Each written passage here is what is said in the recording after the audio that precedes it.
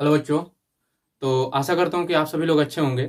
और आज जो है बिहार बोर्ड के लिए फिजिक्स चैप्टर का जो इलेक्ट्रिसिटी है फिजिक्स बुक का उसका प्रतिरोधों का श्रेणीक्रम संयोजन का जो व्यंजक है वो हम लोग आज प्रमाणित करेंगे कि किस तरीके से प्रमाणित किया जाता है। तो सबसे पहला चीज कि प्रतिरोधों का श्रेणीक्रम संयोजन दिया हुआ।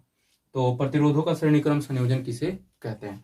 तो अगर मान लीजिए कोई प्रतिरोध दिया है तो प्रथम प्रतिरोध का अंतिम सिरा और द्वितीय प्रतिरोध का प्रथम सिरा तथा द्वितीय प्रतिरोध का अंतिम सिरा और तृतीय प्रतिरोध का प्रथम सिरे को अगर जोड़ दिया जाता है इस क्रम में तो इसे हम क्या कहते हैं, श्रेणी क्रम संयोजन कहते हैं। जैसे देखिए लिख लेते हैं श्रेणी क्रम संयोजन का परिभाषा।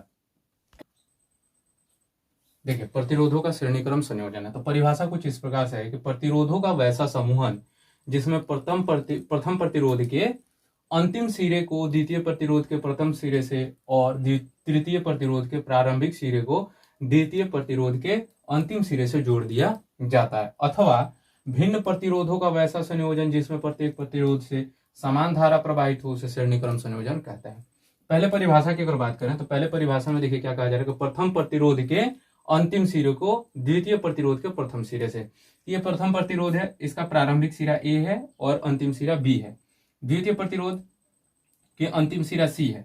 तो प्रथम प्रतिरोध के अंतिम सिरे से द्वितीय प्रतिरोध के प्रारंभिक सिरे को क्या कर दिया जा रहा है, जोड़ दिया जा रहा है। और फिर तृतीय जो आपका प्रतिरोध है इसका प्रारंभिक सिरा द्वितीय प्रतिरोध के अंतिम सिरे से क्या कर दिया जा रहा है, जोड़ दिया जा रहा है। इस प्रकार का जो भी समूहन होगा उसे हम कहेंगे श्रेणीक्रम समूहन। या फिर दूसरी परिभाषा जो दिया है भिन्न प्रतिरोधों का वैसा संयोजन जिसमें प्रत्येक प्रतिरोध से समान धारा प्रवाहित हो, तो भिन्न प्रतिरोधों का वैसा संयोजन।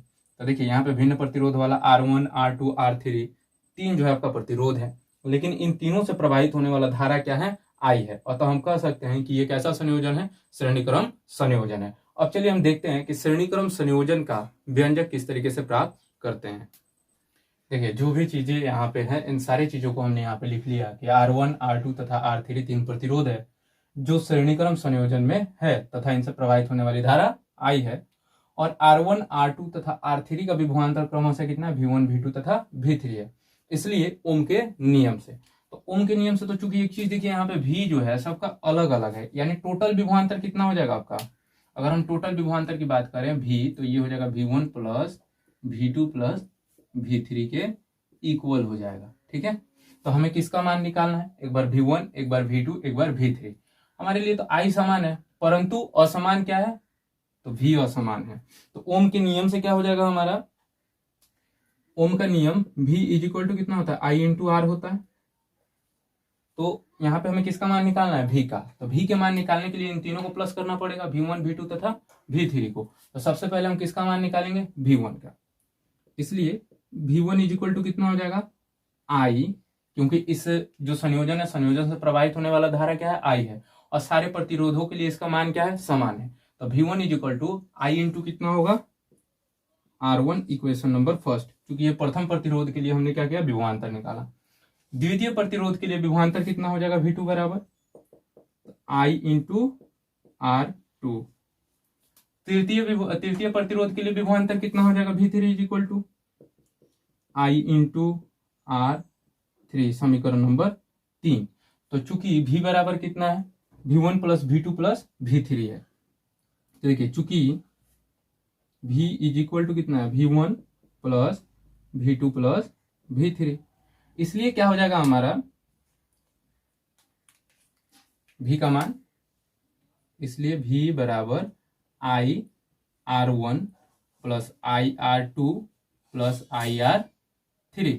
यहाँ चाहे तो आप लिख सकते हैं समीकरण 1 2 तथा 3 को जोड़ने पर, और नहीं तो चूंकि लिख दीजिए V बराबर कितना है, V1 plus V2 plus V3। तो V बराबर V1 का वैल्यू कितना है, IR1, V2 का IR2, V3 का IR3।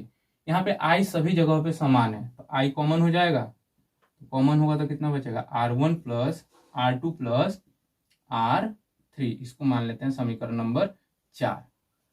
अब यदि कहा जाए कि इस प्रतिरोध में सारे प्रतिरोधों को हटा करके एक बड़ी प्रतिरोध लगा दिया जाए, ठीक है ना, तो यदि समतुल्य प्रतिरोध कितना हो जाए आपका, यदि समतुल्य प्रतिरोध RS हो, यानी चूंकि श्रेणी क्रम में सीरीज में है तो हमने सीरीज लिख दिया, तो विभवांतर फिर कितना हो जाएगा, तो V इज इक्वल टू कितना होगा, I इंटू आर एस।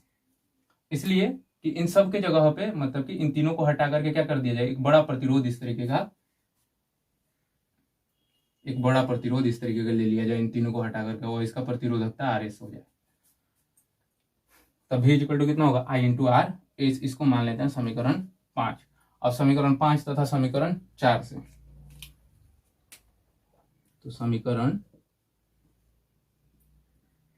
4 तथा समीकरण 5 से, समीकरण 4 और 5 से देख लीजिए दोनों का LHS पार्ट बराबर है। तो चूंकि किसी भी समीकरण का ये गुण होता है कि अगर उसका बायां पक्ष बराबर है तो दायां पक्ष बराबर ना होते हुए भी क्या हो जाएगा, बराबर होगा।